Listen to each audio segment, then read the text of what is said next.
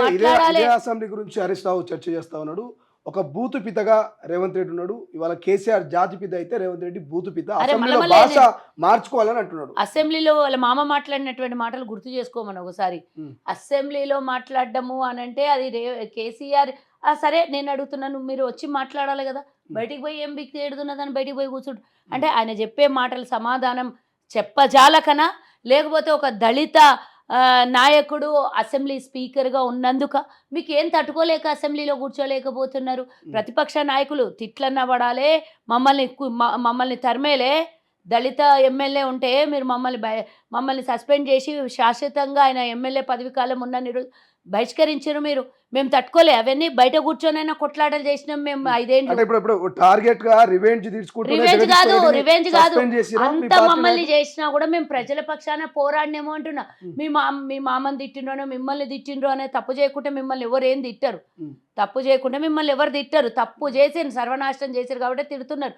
మీకు దమ్ముంటే అసెంబ్లీలో ఎదుర్కోవాలి. వాకౌట్ ఎందుకు చేసిరు? ఏమైందని? ఎవరికి ఏమైందని? మాయరోగం వచ్చిందని ఎందుకు వాకౌట్ చేశారు? పథకాలని ప్రభుత్వ విధి విధానాలను ఎండగడుతున్నందుకే జగదీశ్వర్ రెడ్డిని సస్పెండ్ చేసింది.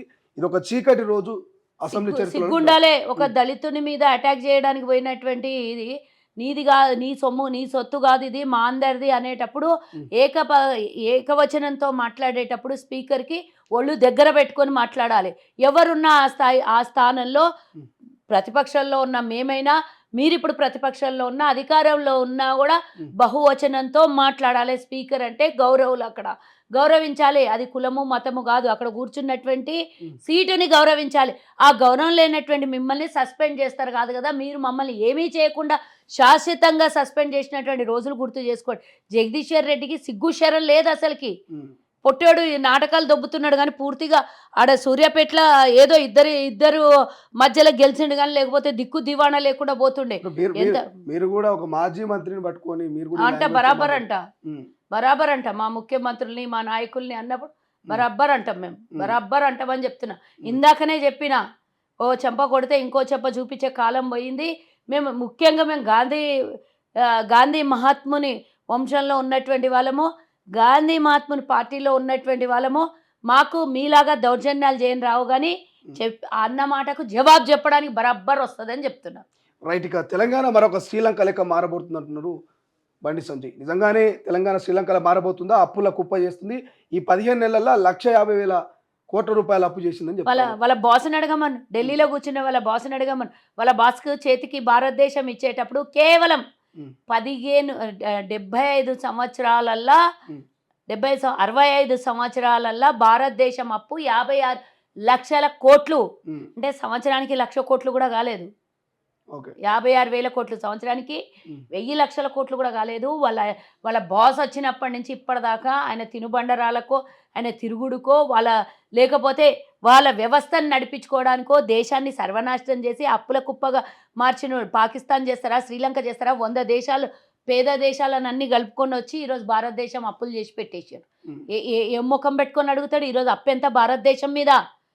150 లక్షల కోట్ల రూపాయలు దాటిపోయింది. అంటే 56 లక్షల కోట్లుంటే 56,000 కోట్లుంటే ఈరోజు 156 లక్షల కోట్లు తీసుకొని వచ్చింది ఎవనయ్యా? మిమ్మల్ని అడగటోళ్ళు లేరనా? పెట్రోల్ ధర పెంచిర్రు. పెట్రోల్ మీద వస్తున్న లాభాలు ఎక్కడ పోతున్నాయి? నిత్యావసరాల సరుకుల ధరలు పెంచిర్రు. ఈరోజు జిఎస్టీ రూపం మీద భారతదేశం నుంచి 80% వసూళ్లు చేసి మీ ఖజానాకు వస్తున్నాయి.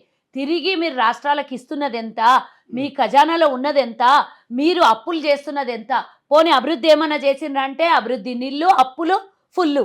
ఇంత చేసినటువంటి మీరు ఈరోజు వచ్చి తెలంగాణ గతంలో కేసీఆర్ని అడిగి దుమ్ము దులిపి 2 చెంప మీద అటు చెంప ఇటు చెంప వాయించడానికి శాతగా లేదని ఇప్పుడు మాట్లాడుతారు. ఆ రోజు రాష్ట్రం ఇచ్చినప్పుడు 17,000 కోట్ల మిగులు బడ్జెట్, 72,000 కోట్ల అప్పులుంటే రాష్ట్రానికి 7.5 లక్షల కోట్ల అప్పు చేసిన వెధవను వదిలేసి ఈరోజు అప్పులు తీరుస్తున్న మాకు, ఇచ్చిన పథకాలను అమలుపరుస్తున్న మాకు, సంక్షేమ పథకాలలో నిమగ్నమై ఎట్లయితే ప్రజలకు ఇచ్చినటువంటి మాటను నిలబెట్టుకోవాలి, పేద ప్రజలను ఆదుకోవాలి, మహిళల్ని కోటీశ్వరులను చేయాలి, రైతుగా బతకనియాలి, గర్వంగా బతకనియాలని మా ప్రభుత్వం ఆలోచిస్తుంటే గత ప్రభుత్వము రైతుకు అప్పులపాలు చేసి మహిళల్ని పట్టించుకోక రాష్ట్రాన్ని అప్పులపాలు చేసి దివాళా దీపిచ్చేసి కాళేశ్వరం మీద 1,00,000 కోట్లు సర్వనాశనం చేస్తే మాట్లాడనటువంటి మీరు ఈ రోజు వచ్చి మా మీద మాట్లాడుతున్నారు. 1,50,000 కోట్ల నువ్వు మాట్లాడుతున్నావు, నేను చెప్తా వివరాలు తీసుకోబండి సంజయ్.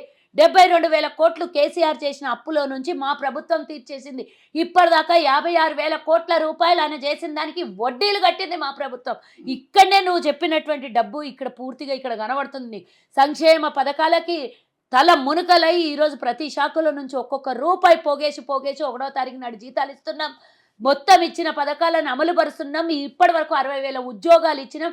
మహిళలకు ఉచిత బస్సు ఇచ్చినాం, ఉచితంగా కరెంట్ ఇస్తున్నాం, 500కే సిలిండర్ ఇస్తున్నాం. మీ బాస్ని అడుగు, మా హయాంలో 410 రూపాయలు ఉన్న సిలిండర్ని మీ బాస్ తీసుకొని పోయి మోదీ పేద మోదీ ఈరోజు పేదోళ్ళని చేసి పెట్టేసి 1,200లకు సిలిండర్ తెచ్చాడు. సిగ్గు శరం ఉంటే మీ బాస్ని అడుగు. కేసీఆర్ చేసిన అప్పులకు చంపపెట్టు కొట్టి వాళ్ళ బిడ్డని జైల్లో వేసినట్లు వాళ్ళ మామని వాళ్ళ అయ్యని అందరిని తీసుకొని పోయి జైల్లో వేయండి.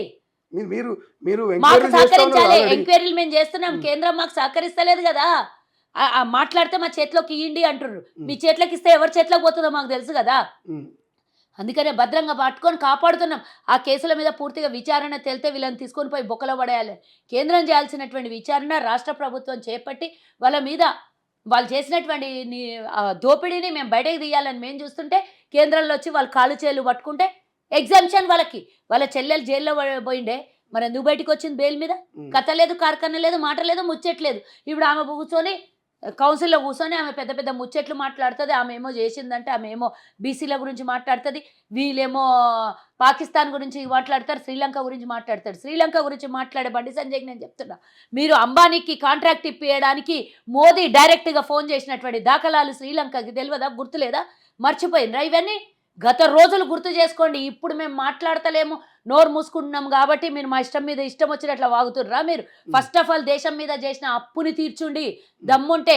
మీరు మాకు 1,00,000 సార్లు అన్నారు, పెట్రోల్ డీజిల్ మీద బాండ్లు ఇచ్చిండ్రు, ఇప్పటి వరకు లక్షల కోట్లు అప్పులైనాయి అన్నారు. 8,000 కోట్లు అప్పు అయినాయి, ₹1 అన్న తీర్చిండ్రా? మేమున్నప్పుడు 60-70 రూపాయలు ఉన్న పెట్రోలు ఈరోజు 100 దాటిపోయింది.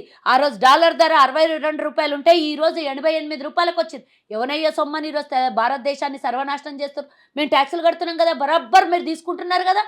మరి ఇంత లాభాలతో నడుస్తున్న భారతదేశాన్ని ఎందుకు అప్లపాలు చేస్తారు? మీకు అడిగేటోడు దిక్కు దివాణ లేరనే? నోరు తెరిస్తే మేము ఇంకా చాలా ఉంటుంది మీది. మీరు ఒక్కొక్కరు ఇలా బతకరు. రాష్ట్రానికి మొన్న పార్లమెంట్లో కొట్లాడు ₹1 దేనేటువంటి సిగ్గులేని ఇద్దరు దద్దమ్మలు మంత్రులు మళ్ళీ మాట్లాడతారు. మీకు కూడా 8 మంది ఎంపీలు ఇచ్చారు కదా. మా మంత్రులు వేరే, కేంద్రంలో అధికారంలో ఉన్న ఇద్దరు దేశానికి మంత్రులుగా ఉన్నారు. ఒక సహాయ శాఖ మంత్రి, ఒక గనుల శాఖ మంత్రి.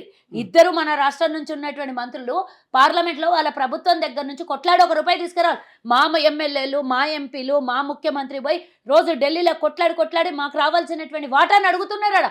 మీరేమైంది నోరు తెరుస్తలేరు? మీ కేంద్ర ప్రభుత్వం ముంగల ఒక్కరోజు పోయి నేను ₹1 తెస్తున్నాను, ఏ కేంద్ర మంత్రితోనన్నా చర్చలు జరిపి, ప్రధానమంత్రితో చర్చలు జరిపి రాష్ట్రానికి ఏమన్నా కొత్తగా అదనంగా ₹1 కానీ ఏదన్నా తీసుకొని వచ్చారు? వాళ్ళ బొంద తీసుకొని వచ్చారు. నేను ఇంకా చెప్తా ఈయన పసుపు బోర్డు తెచ్చారు. ఏం చేశారు పసుపు బోర్డులో? మేమిస్తున్నటువంటి ధర కాకుండా పూర్తిగా సర్వనాశనం చేశారు పసుపు బోర్డు పేరు మీద. రైతులు చచ్చిపోతున్నారు కొట్టుకొని. మేము మద్దతు ధర ఇస్తే దాన్ని పసుపు బోర్డు కింద పెట్టేసి ఉన్న సర్వనాశనం చేసేసి ఇప్పుడు పసుపు బోర్డు కేంద్రం చేతులకు పోయినాక మేమేం చేయాలి ఇప్పుడు దాన్ని? చెప్పండి. ఇవన్నీ తప్పులు చేస్తున్నది మీరు. సరిదిద్దుతుంటే మమ్మల్ని అనరాని మాటలని ఎందుకంటే వాళ్ళిద్దరు ఒకటే కదా. బీఆర్ఎస్ బతుకుతే బీజేపీ బతుకుతుంది. బీజేపీ దగ్గర వాళ్ళ పప్పులు ఉడకాలని అంటే వాళ్ళకు మాయ మచ్చిక చేసుకోవాలి. బీఆర్ఎస్ వాళ్ళ పని. వీళ్ళిద్దరూ ఒక్క గూటిలో ఉన్నటువంటి 2 పేర్లు. వాళ్ళది బీఆర్ఎస్, వీళ్ళది బీజేపీ. ఇద్దరు కేంద్రంలో ఉన్నటువంటి దొంగలిద్దరు.